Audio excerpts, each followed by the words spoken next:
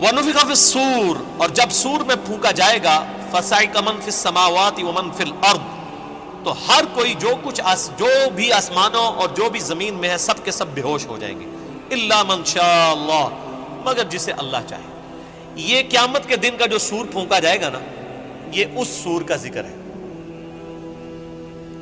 کہ جو روئے ارض پہ لوگ ہیں، آسمانوں میں فرشتے آباد ہیں، سب کو موت آ جائے گی سوائے جس کو اللہ چاہے گا، اور وہ ایک شخص ہے جس کی ایکسیپشن ہے۔ وہ بخاری مسلم میں حدیث ہے، نبی علیہ السلام فرماتے ہیں ایک صحابی کا، حضرت ابوبکر صدیق کا، ایک یہودی سے جھگڑا ہوا۔ اس یہودی نے کہا کہ موسیٰ علیہ السلام کو اللہ تعالیٰ نے تمام جہانوں پہ فضیلت دی۔ صحابی نے کہا کہ نبی علیہ السلام کو سارے جہانوں پہ فضیلت دی۔ آپس میں جھگڑا ہوا تو اس صحابی نے نبی علیہ السلام کی محبت میں اس یہودی کو تھپڑ مار دیا۔ یہ بخاری مسلم دونوں میں۔ مقدمہ نبی علیہ السلام کے پاس پیش ہوا، آپ نے اپنے صحابی کو ڈانٹا اور فرمایا مجھے یونس پہ بھی فضیلت مت دو، اور یونس وہ ہیں کہ جن پہ اللہ تعالیٰ کی طرف سے عطاب آیا۔ پھر اتنا عطاب کہ سورہ الصافات میں ہے کہ اگر یونس اللہ سے توبہ نہ کرتے تو مچھلی کے پیٹ سے اس دن نکالے جاتے جس دن مردے اپنی قبروں سے نکالے جائیں گے۔ اور نبی علیہ السلام فرمایا مجھے یہ بھی نہ کہو میں یونس سے افضل ہوں، کسی دوسرے نبی کو ڈیگریڈ نہ کرو میرے مقابلے پہ۔ اور پھر فرمایا کہ تم موسیٰ کی بات کر رہے ہو، قیامت والے دن سب سے پہلے اللہ تعالیٰ مجھے اٹھائے گا، لیکن میں دیکھوں گا کہ مجھ سے پہلے ہی موسیٰ علیہ السلام ہوش میں ہوں گے اور اللہ کے عرش کا پایا تھامے ہوئے ہوں گے۔ مجھے نہیں پتا کہ ان پہ قیامت کی بے ہوشی طاری نہیں ہوئی، اس بے ہوشی کے سبب جو دنیا میں اللہ کی تجلی کی وجہ سے وہ بے ہوش ہوئے، یا مجھ سے پہلے وہ زندہ کر دیے جائیں گے۔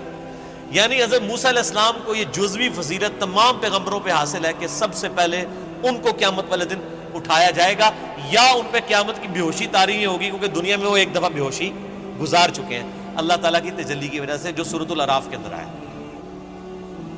اب دیکھیں اللہ تعالیٰ فرماتا ہے جس سے اللہ چاہے گا وہ بے ہوش نہیں ہوگا۔ ثم نفخ فیہ اخری، پھر سور میں دوبارہ سے پھونکا جائے گا۔ فاذا هم قیام ینظرون، تو سب کے سب لوگ زندہ ہو جائیں گے اور یوں کھڑے ہو کے ایک دوسرے کو دیکھنا شروع کر دیں گے، انتظار کریں گے کہ اب کیا ہونا ہے۔ واشرقت الارض بنور ربها، زمین جگمگا اٹھے گی تیرے رب کے نور سے، یعنی اللہ تعالیٰ اس دنیا پہ آ جائے گا جیسا کہ شان کی لائق ہے۔ وجاء ربک والملک صفا صفا، سورۃ الفجر میں آتا ہے نا کہ اللہ تعالیٰ اور فرشتے قطار در قطار اس دنیا پہ اتریں گے، اسی دنیا کے اوپر میدان محشر قائم ہونا ہے۔ واشرقت الارض بنور ربها، زمین جگمگا اٹھے گی تیرے رب کے نور سے۔ ووضع الکتاب، اور نامہ اعمال کا دفتر سامنے رکھ دیا جائے گا۔ وجیء بالنبیین والشہداء، اور بلایا جائے گا نبیوں کو بھی اور شہداء کو۔ شہادت علی الناس کرنے والے لوگ جو نبیوں کے بہاف پہ نبیوں کا پیغام ان کی امتوں تک پہنچاتے ہیں، ان کو کہتے ہیں شہید۔ ایک تو وہ شہید ہے جس کو آپ شہید سمجھ رہے ہوتے ہیں، جو جنگ میں مارا جائے، یہ تو بہت چھوٹا شہید ہے۔ اصل شہید وہ ہے جو اللہ کی دعوت لے کے اٹھتا ہے اور شہادت علی الناس کرتا ہے، جو بخاری مسلم میں موجود ہے۔ کیا میں نے اللہ کا پیغام تم تک پہنچا دیا؟ صحابہ نے کہا یا رسول اللہ صلی اللہ علیہ وسلم پہنچا دیا۔ تو آپ نے 3 دفعہ فرمایا اللہم اشہد اللہم اشہد اللہم اشہد، تینوں دفعہ آسمان کی طرف انگلی اٹھائی، پھر اصحاب کی طرف، اے اللہ گواہ رہنا، اے اللہ گواہ رہنا، اے اللہ گواہ رہنا، یہ مان رہے ہیں کہ میں نے پیغام پہنچا دیا۔ اور پھر فرمایا اب تمہاری ذمہ داری ہے کہ تم اس پیغام کو ان لوگوں تک پہنچاؤ جو یہاں پر موجود نہیں ہے، یعنی وہ شہادت علی الناس، یعنی وہ ذمہ داری جو نبی علیہ السلام کے مبارک کندھوں پر تھی وہ آپ نے شفٹ کر دی امت تک۔ اب امت شہادت علی الناس کرے گی، تو ظاہر ہے جو پھر شہادت علی الناس کرنے والے ہیں ان کو نبیوں والی تکالیف سے بھی گزرنا پڑے گا، تو اللہ تعالیٰ پھر قیامت والے دن ان کو بدلہ دلوائے گا نا۔ نامہ اعمال بھی آ جائیں گے، نبی بھی، اور نبیوں کے جو خلفاء ہیں، جو نبیوں کے طریقے پر قیامت تک لوگوں کو دین کی طرف بلانے والے، شہادت علی الناس کرنے والے لوگ ہیں، وہ بھی بلا لیے جائیں گے۔ پھر کیا ہوگا؟ وَقُضِيَ بَيْنَهُمْ بِالْحَقِّ، پھر ان کے درمیان فیصلہ کیا جائے گا انصاف کے ساتھ۔ وَهُمْ لَا يُظْلَمُونَ، اور ان پر ظلم نہیں کیا جائے گا۔ وَوُفِّيَتْ كُلُّ نَفْسٍ مَّا عَمِلَتْ، اور ہر جان کو وہی کچھ بدلہ دیا جائے گا جو اس نے دنیا میں اعمال کیے ہوں گے، ہر جان کو بدلہ مل جائے گا۔ یہ نہیں ہے کہ دنیا میں کسی نے برے اعمال کیے تو اس کو بدلہ کوئی اچھا مل جائے گا، یا دنیا میں جس بیچارے نے اچھے اعمال گزارے اور زندگی مفلسی کی گزاری، اوتھے بھی جا کے بیچارہ انج ہی رہے گا نا، وہاں تو پھر اللہ تعالیٰ کہ ہاں تو پھر کرنسی کوئی اور ہے نا، وہاں تو نیکیوں کی کرنسی چلے گی نا۔ ہر جان کو بدلہ ملے گا جو کچھ اس نے دنیا میں اعمال کیے ہوں گے. وَهُوَ أَعْلَمُ بِمَا يَفْعَلُونَ اور اللہ خوب جانتا ہے جو کچھ وہ دنیا میں کام کیا کرتا ہے. اللہ کو کسی فرشتے کی کسی نامہ اعمال کی کوئی حاجت نہیں ہے کسی کا ریکارڈ رکھنے کے لیے. ریکارڈ تو کئی ایک ریکارڈ جو ایسے نکلیں گے کہ جو اللہ کے حضور وہ نیکی شماری نہیں کی جائے گی. جو ریاکاری والی نیکیاں ہیں فرشتوں نے تو لکھی ہوں گی. فرشتوں کو تو نہیں پتا کہ کسی شخص نے یہ دکھلاوے کے لیے مسجد میں ٹائلیں لگوائی ہیں اور مسجد کے کنواں کھدوایا ہے یا مسجد میں ٹوائلٹ بنوائے یا مسجد میں قالین بچھوا دیا یا مسجد کے اندر اس نے ایئر کنڈیشن لگوا لیا. یہ لوگوں کو دکھانے کے لیے لگایا تھا اس نے یا میری رضا کے لیے لگایا تھا اللہ کی رضا کے لیے؟ یہ بات فرشتوں کو نہیں پتا. فرشتے علم غیب تو نہیں جانتے, اسی لیے ان کے نامہ اعمال میں ایسی نیکیاں نکلیں گی. صحیح مسلم میں حدیث نہیں ہے قیامت والے دن ایک سخی کو, ایک شہید کو اور ایک قاری کو بلایا جائے گا, اللہ تعالیٰ تینوں کو اپنی نعمتیں گنوائے گا. تو وہ قاری کہے گا یا اللہ میں نے تیری خاطر قرآن پڑھایا. اللہ میں جھوٹ بولتا ہے, تو نے اس لیے پڑھایا کہ لوگ تجھے قاری کہیں. شہید کو بھی کہا جائے گا تو نے اس لیے جان دی کہ لوگ تجھے بہادر کہیں. اور سخی کو کہا جائے گا تو نے اس لیے اتنا مال خرچ کیا کہ لوگ تجھے کہیں بڑا یہ نیکو کیا کار ہے, بڑا سخی ہے, اور تمہیں دنیا میں تمہارا اجر مل چکا ہے, میرے ہاں تمہارے لیے کوئی اجر نہیں ہے. فرشتوں نے تو ان کو سخی شہید تو لکھا ہی ہوا تھا نا, تو فرشتوں کا ریکارڈ تو اس پہ تو اللہ تعالیٰ نے فیصلہ نہیں کرنا. فیصلہ تو اللہ تعالیٰ نے اپنے علم کی بنیاد پہ کرنا ہے کہ کس کے اعمال واقعی میرے لیے تھے اور کس کے نہیں. اسی لیے ریاکاری کو شرک اصغر کہا گیا. اب آخری رکوع آ رہا ہے وَسِيقَ الَّذِينَ كَفَرُوا إِلَىٰ جَهَنَّمَ زُمَرًا. قیامت والے دن دوزخیوں کو, کافروں کو, بات نہ ماننے والوں کو ہانکا جائے گا دوزخ کی طرف گروہ در گروہ. اس میں مسلمان بھی شامل ہوں گے, اس میں کافر بھی شامل ہوں گے. وہ مسلمان جو عملاً کافر تھے, صرف وہ شناختی کارڈ میں مسلمان تھے, نماز کوئی نہیں پڑھتے تھے. حَتَّى إِذَا جَاءُوهَا جب کہ وہ دوزخ کے پاس آئیں گے, فتحت ابوابها تو دوزخ کے دروازے ان کے لیے کھولے جائیں گے. وقال لهم خزنتها تو اب دوزخ کے اوپر جو داروغہ ہے, خزانچی ہے, جو سمجھ لیں وہاں کی مینجمنٹ چلا رہا ہے, حضرت مالک علیہ السلام, سورہ الزخرف میں ان کا نام بھی آیا. تو دوزخ کے پورے معاملات ان کے انڈر ہیں, چیف ایگزیکٹو ہیں وہاں کے. تو جب دوشیوں کو لایا جائے گا نا دوزخ کے دروازے پہ, تو پہلے جو جنہوں کہتے ہیں پہلا مینا جڑا نا انہوں نے مارنا ہے.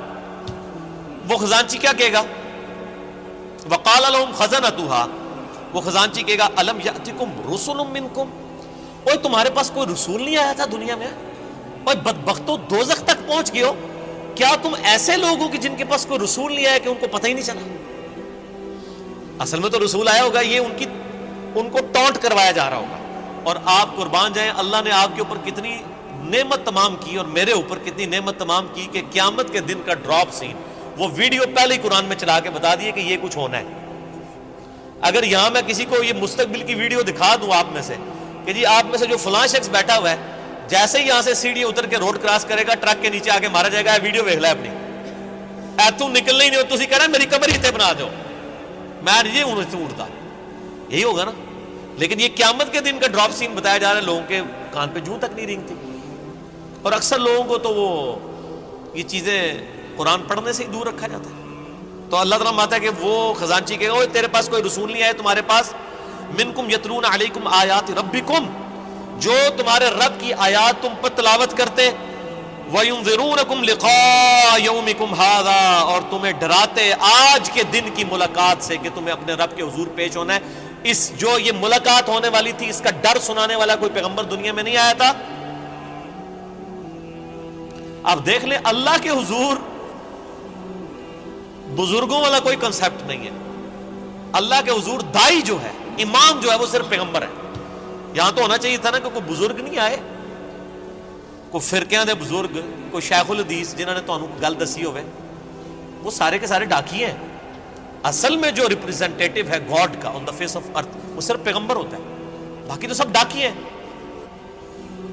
سب کے سب, وہ تو مڈل مین ہے. اصل میں جو پرسنالٹی ہوتی ہے وہ صرف پیغمبر ہوتا ہے. قالوا بلا، وہ کہیں گے ہاں کیوں نہیں، آیا تو تھا، ولکن حقت کلمۃ العذاب علی الکافرین، لیکن اب کیا ہو سکتا ہے، جو بات نہیں دنیا میں مانتے تھے اپنے پیغمبروں کی، ان پر اللہ کا عذاب تو آ کے رہنا تھا، ہم نے دنیا میں بات نہیں مانی، ہمارا یہ انجام ہو کر ہی رہنا ہے۔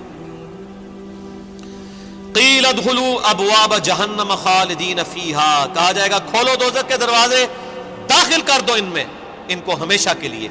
فبئس مثوى المتکبرین، کیا ہی برا ٹھکانہ ہے تکبر کرنے والوں کا۔ اور تکبر کی ڈیفینیشن میں پہلے بتا چکا صحیح مسلم سے کہ تکبر یہ ہے کہ تم حق بات سے اناد کرو اور لوگوں کو حقیر سمجھو۔ اب سائملٹینیس کنٹراسٹ، اہل جنت جو ہیں وہ کیسے پیش ہوں گے؟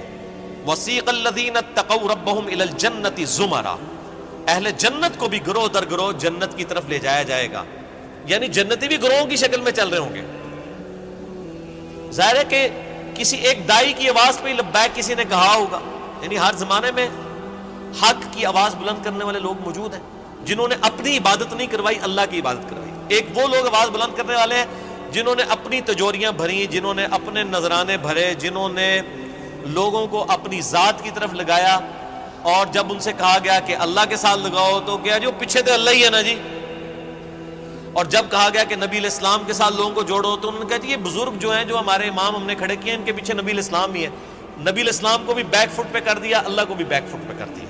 ان بزرگوں کی بات نہیں ہو رہی، واقعی جنہوں نے اللہ کی دعوت دی ہے، شہادت علی الناس کرنے والے، گروہ در گروہ جنت میں داخل کیے جائیں گے۔ حتی اذا جاؤہا، یہاں تک کہ جب وہ جنت کے دروازوں کے پاس پہنچیں گے، وفتحت ابوابها، تو جنت کے دروازے پہلے ہی کھلے ہوں گے۔ پوائنٹ ٹو بی نوٹڈ،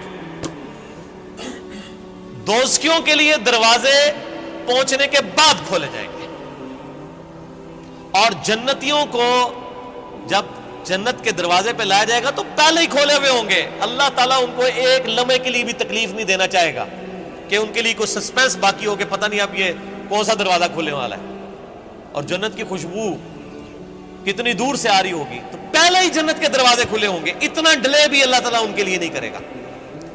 وہاں پہ خزانچی نے کیا کہا تھا، تمہارے اندر کوئی رسول نہیں آیا کہ تمہیں کوئی صحیح بات بتاتا؟ وہ کہیں گے ہاں جی آیا تھا لیکن ہم نے بات نہیں مانی۔ یہاں پر جو رضوان ہے جنت کا داروغہ، وہ کہے گا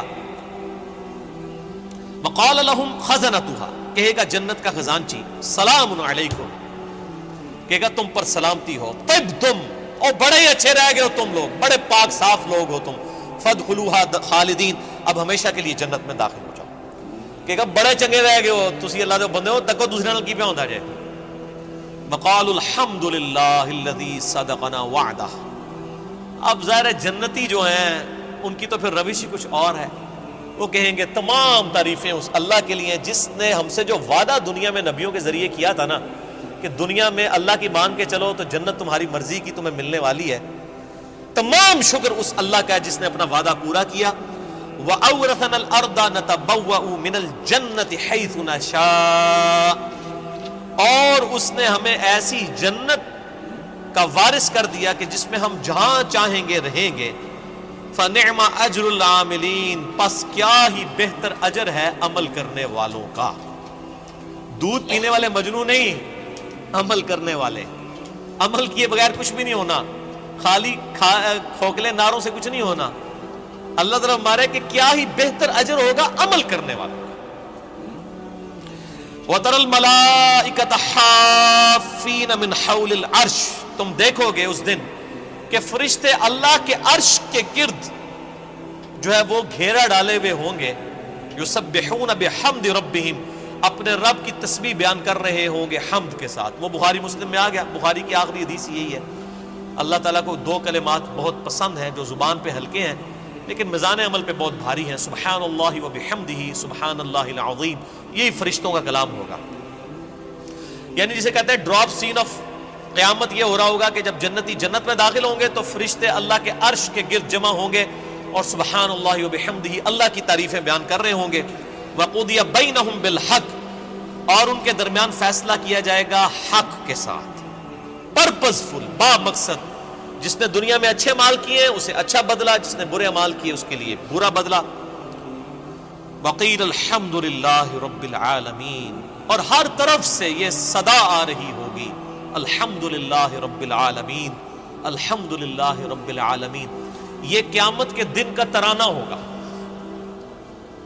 الحمد للہ رب العالمین۔ کیوں؟ یہ ساری کائنات اسی نے سجائی، اسی نے مخلوقات کا سلسلہ شروع کیا، اسی نے زندگی اور موت کے معاملات رکھے۔ یہ پورے کے پورا جو ایک آپ سمجھ لیں سٹیج سجایا گیا تھا نا، اس کی کنکلوژن جنت اور دوزخ کی شکل میں ہوگی نا جب، تو جنتی جب جنت میں پہنچیں گے نا تو بس حقیقت بات ہے کہ یہاں بیٹھ کے احساس ہو رہا ہے کہ جس شخص کو دوزخ سے بچا لیا جائے گا تو اس کی تو زبان سے ہی تسبیحات ختم ہی نہیں ہوں گی، شکر ہے یا اللہ تیرا، شکر ہے یا اللہ، تیرے لیے ساری تعریفیں ہیں، تو نے بچا لیا۔ تو قیامت کے دن حمد کا ترانہ کیا ہوگا؟ الحمد للہ رب العالمین، تمام تعریفیں اللہ کے لیے، ہر طرف سے یہ ندا آ رہی ہوگی، الحمد للہ رب العالمین، الحمد للہ رب العالمین، الحمد للہ رب العالمین۔ اور یہاں لوگوں نے وہ اپنے بزرگوں کے نعرے بنائے ہوئے ہیں، وہ جی ہم تو اس طریقے سے نعرہ مارتے ہوئے جائیں گے، اسی تے ادھر کٹھے ہوواں گے، اسی اینج ہوواں گے، او بھائی کچھ بھی نعرے نورے نہیں ہوتے۔ ایک اللہ کی حکومت ہے، لمن الملک اليوم للہ الواحد القہار، آج کے دن کس کی بادشاہت ہے؟ ایک اکیلے اللہ کی، جو سب پہ چھایا ہوا ہے۔ اسی پہ سورہ الزمر مکمل ہوئی۔ اب سورۃ المؤمن انشاءاللہ اگلی کلاس میں شروع کریں گے، ہمارا ٹائم پورا ہو چکا ہے۔ اینڈ پہ اللہ سے دعا کرتے ہیں کہ اللہ تعالی ہمیں ان لوگوں میں شامل فرمائے کہ جو جنت میں جائیں گے اور ان کی زبانوں پر حمد کا ترانہ ہوگا، الحمدللہ رب العالمین۔